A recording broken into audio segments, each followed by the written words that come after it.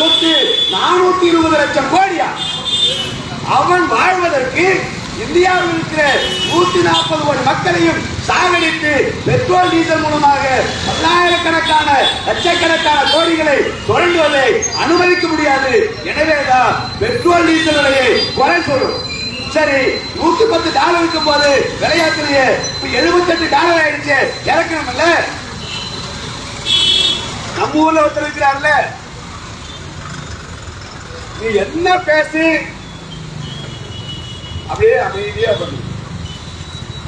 காது கேட்குமா கேட்காதா? ஒருவேளை செவுடா நமக்கு தெரியல. எந்த ரியாக்ஷனும் கிடையாது. குமுடி பூண்டியில ஒரு 3 வயது குழந்தையை நாசம் பண்ணி ஒண்ணு போட்டுட்டாயா?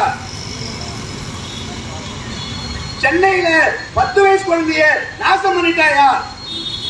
ஆனா அவர் பேசினார் போற பிரச்சாரத்துல, ஸ்டாலின் அங்கிள் தூத்துக்குடியில ஒதுங்க போன குழந்தைய நாசம் பண்ணி சாகடிச்சுட்டானே, உங்களால் திருப்பி கொடுக்க முடியுமா? விஜய் அங்கிள் உங்களால 3 வயசு குழந்தைய திருப்பி கொடுக்க முடியுமா? அமைதியா இருக்கிற மாதிரிதான் பிரதமர் அமைதியா இருக்கிறார். சுரேஷ் கோபின்னு ஒரு ஆள் இருக்கிறார் கேரளாவில். அவர் ஒரு இணையமைச்சர். அவர்கிட்ட பத்திரிகையாளர் கேட்கிறார், சர்வதேச மார்க்கெட்ல கச்சா எண்ணெய் விலை மலமலன்னு இறங்கிடுச்சு, இந்தியாவில் ஏன் பெட்ரோல் டீசல் விலை குறைக்க மாட்டீங்க? அங்க இறங்கிடுச்சு, ஆனா அது இந்தியாவுக்கு வர 3 மாசம் ஆகும். சரி, அது இந்தியாவுக்கு வர 3 மாசம் ஆகுனா ஏறும் போது இந்தியாவுக்கு வர 3 மாசம் ஆகும்ல. அது மட்டும் தான் ஏறன அடுத்த நாள் ராத்திரியோட ராத்திரி யாத்திரைங்க. அப்ப மட்டும் என்ன ஆர்மோஸ் நிலையில இருந்து பிளைட் மூலமா சரண் வந்துருச்சா? அதே கப்பல்ல அதே கடல்ல அதே வழியா தானே வரும். அப்ப 3 மாசம் வெயிட் பண்ணணும்ல, ஏன் யாத்திரைங்க? அப்ப யாரை ஏமாத்துற வேலை? எனவேதான் மார்க்சிஸ்ட் கம்யூனிஸ்ட் கட்சி உடனடியாக பெட்ரோல் டீசல் மீது போடப்பட்டிருக்கிற இந்த வரியை குறைத்து பெட்ரோல் விலையை, டீசல் விலையை, சமையல் கேஸ் விலையை குறைக்கும். அதிக சிலிண்டர் விலை எவ்வளவு? நம்ம வீட்டுக்கு தான் 958 ரூபாய். போடுறவரோட சேர்த்தாங்கன்னா அது 1100 ரூபாய்க்கு போயிடும். வணிக சிலிண்டருக்கு இல்ல, அதோட விலை 2241 ரூபாய் இருந்தது. திடீர்னு பார்த்தா 1000 ரூபாய் ஆயிடுச்சு. இப்ப என்ன சொன்னா, வணிக சிலிண்டர், கமர்ஷியல் சிலிண்டர், டீ கடைக்கு வேணும், ஹோட்டல் கடைக்கு வேணும்னா பிளாக்ல தான் கொடுக்குறான். 5000 ரூபாய் 6000 ரூபாய். 10 ரூபாய் வித்த டீ 5 ரூபாய் ஆயிடுச்சு. 10 ரூபாய் வித்த வடை 5 ரூபாய் ஆயிடுச்சு. 120 ரூபாய் 100 ரூபாய் வித்த பிரியாணி 200 ரூபாய் 230 ரூபாய் ஆயிடுச்சு. அப்ப ஒரு பொருள் விலையானா உலகம் முழுவதும் இருக்கிற எல்லா அத்தியாவசிய பொருட்களும், பலசரக்கிலிருந்து காய்கறியிலிருந்து அனைத்து விலைகள் ஏறுது. எனவே இந்த பெட்ரோல் டீசலுக்கான இந்த வரியை குறைத்து விலையை குறைத்தால் அது அரிசியிலிருந்து, பருப்பிலிருந்து, காய்கறியிலிருந்து அனைத்து விலையும் குறைவு. எனவேதான் மார்க்சிஸ்ட் கம்யூனிஸ்ட் கட்சி இந்தியாவில் இருக்கிற 140 கோடி மக்களின் நலனை கருதி உடனடியாக விலையை குறைங்க, ஏத்துறத வாபஸ் வாங்க சொல்லும். சொன்னாரு 64 எம்பி இருக்கும் போது மார்க்சிஸ்ட் கம்யூனிஸ்ட் கட்சியை பிரதமராக இருக்க சொன்னார்கள். ஜோதி பாசுவை பிரதமராக எடுத்துக்கொள்கிறோம் என்றார்கள். அவருக்கு தான் கூட்டணி அரசாங்கத்தை நிர்வகித்ததில் ஒரு மிகப்பெரிய ஆளுமை இருக்கிறது, அனுபவம் இருக்கிறது. அவர் பிரதமராக இருக்கட்டும், நாங்கள் 10 மந்திரி வச்சிருக்கிறோம், நீங்க ஆதரவு கொடுங்க. மார்க்சிஸ்ட் கட்சி வேண்டாம் சொல்லியது. எங்களுக்கு அதிகாரம் தேவையில்லை, உங்களுடைய பிரதமர் பதவி தேவையில்லை, ஆனால் நாங்கள் உங்களுக்கு ஆதரவு அளிக்க வேண்டும் என்றால் குறைந்தபட்ச வேலை திட்டத்தை கொடுக்கிறோம், அதை நீங்க நிறைவேற்றுங்க. என்ன கொடுங்க? மார்க்சிஸ்ட் கட்சி வைத்த முதல் கோரிக்கை என்ன சொன்னா, இந்தியாவில் ஆண்டொன்றுக்கு கிராமப்புறத்தில் இருக்கிற ஏழை எளிய கூலி விவசாயிகளுக்கு வருடத்தில் 40 நாள் 45 நாள்ல வேலை கிடைக்கு, 365 நாள்ல மீது நாள் வேலை கிடையாது. இந்த வருமானத்தை வைத்துக் கொண்டு வாழ முடியாமல் கொலப்பட்டினியாக செத்துக் கொண்டிருக்கிறார்கள். எனவே அந்த கிராமப்புறத்தில் இருக்கிற ஏழை எளிய கூலி விவசாயிகளை பாதுகாப்பதற்கு 100 நாள் தேசிய கிராமப்புற வேலை உறுதியளிப்பு சட்டத்தை அமல்படுத்தினார். அப்படி வந்ததுதான் 2004 தேசிய கிராமப்புற வேலை உறுதியளிப்பு சட்டம். அந்த சட்டம் வரும்பொழுது முதல்ல 150 மாவட்டங்களுக்காக அறிவிச்சாங்க.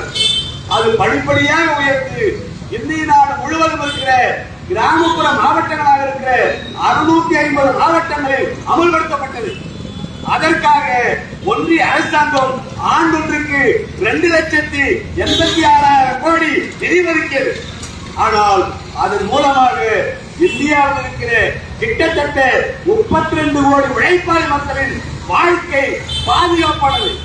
அவருடைய குழந்தைகளுக்கு உணவு உறுதியானது. அவருடைய வாழ்க்கை என்பது வாழ்வதற்கான குறைந்தபட்ச ஆதாரமாக மாறியது.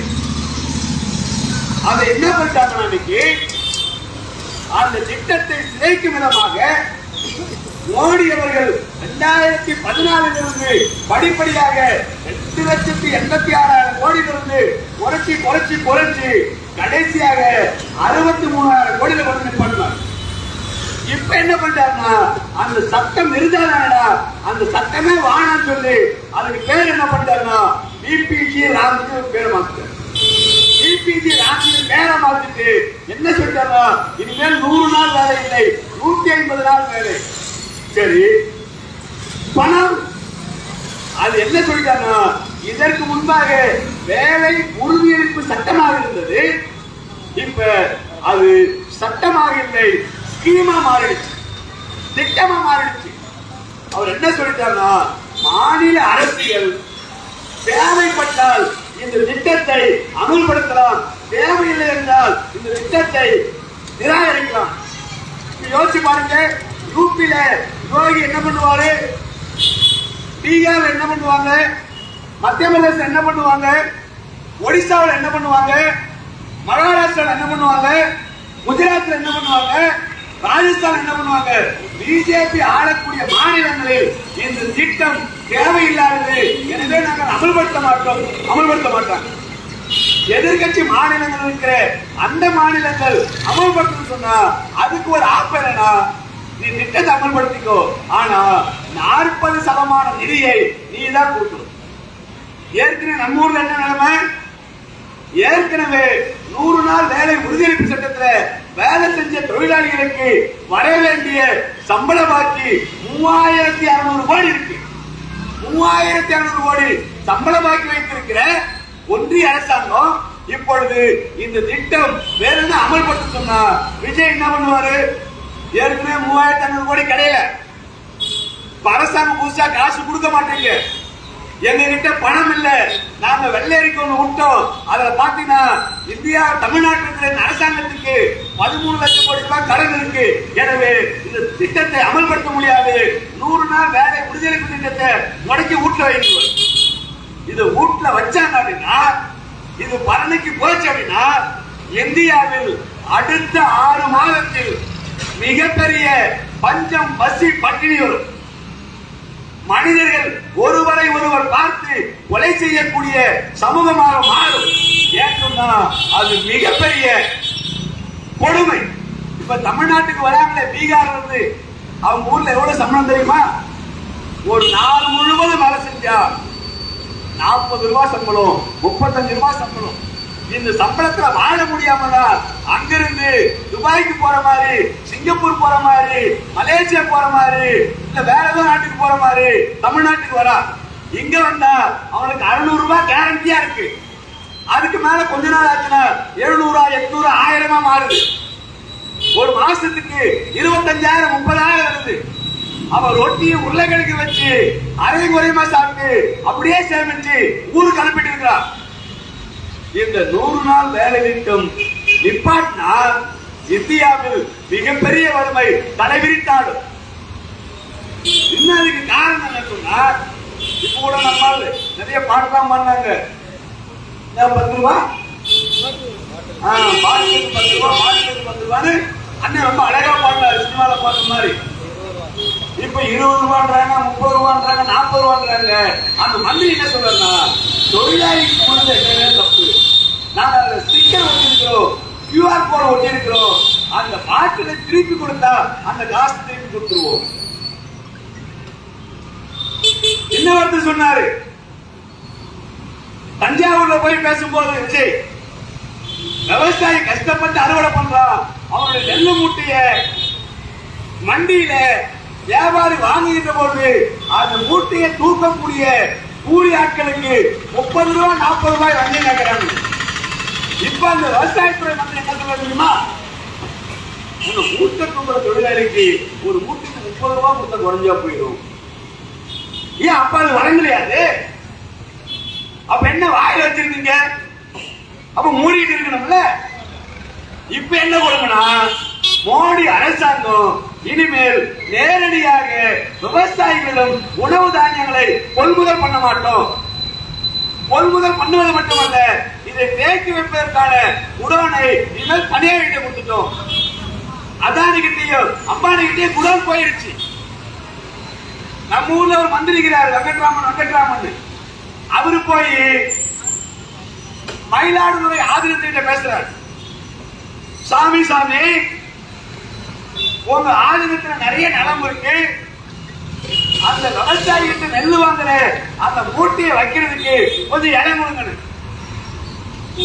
யார் வீட்டு இடத்தை யாரா கேட்கறது? அது என்ன மயிலாடுதுறை ஆளுநர் ஏறு ஓட்டி சம்பாதிச்சதா? பிள்ளை இல்லாதவன், வாரிசு இல்லாதவன், நிறைய வியாதி வந்தவன், சாவதுக்கு முன்னாடி புண்ணியம் கிடைக்கிறதுக்காக கோயிலுக்கு மடத்துக்கு எழுதி வச்ச நிலம், அது வரக்கூடிய வருவாய் நியாயமாக அரசாங்கத்துக்கு வர வேண்டிய வருவாய். அங்க போய் யாசனை கேட்கறீங்க.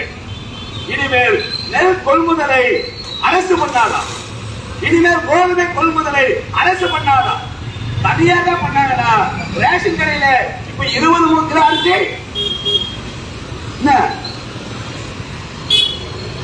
ஏனாமா கொடுக்கிறாங்க. எத்தனை கிலோ கோதுமை? 2 கிலோ, 3 கிலோ கொடுக்குறாங்களா? ஒவ்வொரு ரேஷன் கடையில ஒரு மாதிரி கொடுக்குறாங்க. ஒரு கடையில 1 கிலோ கொடுக்குறாங்க, ஒரு கடையில 2 கிலோ கொடுக்குறான், ஒரு கடையில 3 கிலோ கொடுக்குறான். இது இன்னும் கொஞ்ச நாளைக்கு தான் இருக்கும். ஏன்னு சொன்னா, கடந்த ஆண்டிலிருந்து அரசாங்கம் கொள்முதலை நிப்பாட்டிட்டான். கடந்த ஆண்டு இந்திய அரசாங்கம் கொள்முதல் பண்ண கோதுமை வெறும் 11 லட்சம் மில்லியன் டன் தான். இந்தியாவில் விளைந்தது 74 லட்சம் மில்லியன் டன் கோதுமை. மீதம் இருந்த 64 லட்சம் மில்லியன் டன் கோதுமைய தனியார் முதலாளி வாங்கிட்டான். இப்ப யோசிச்சு பாருங்க, ரேஷன் கடையில 2 கிலோ கோதுமை கொடுக்கும் போது மளிகை கடையில போய் கோதுமை வாங்கினா எவ்வளவு? ஆட்டா கோதுமை வாங்கினா 60 ரூபாய் 70 ரூபாய். ஆசீர்வாத் கோதுமை வாங்கினா எவ்வளவு? 80 ரூபாய். ரேஷன் கடையில 2 கிலோ எனாமா கொடுக்கும் போது 70 ரூபாய்க்கு 80 ரூபாய் கொடுத்தா, ரேஷன் கடையில கோதுமையே இல்லைன்னு சொன்னா அவன் என்ன விலை கொடுப்பான்? 70. அதுதான் துண்ணாகணும். டாக்டர் போல பிரிஸ்கிரிப்ஷன் எழுதுவாரு, உனக்கு சுகரு 400 தாண்டிடுச்சு, இனிமேல் நீ வந்து சோறு சாப்பிடாத, காலையில என்ன சாப்பிடணும்? ஓட்ஸ் சாப்பிடுங்க, நைட்டு சப்பாத்தி சாப்பிடுங்க, கிழங்கு வைக்காதீங்க.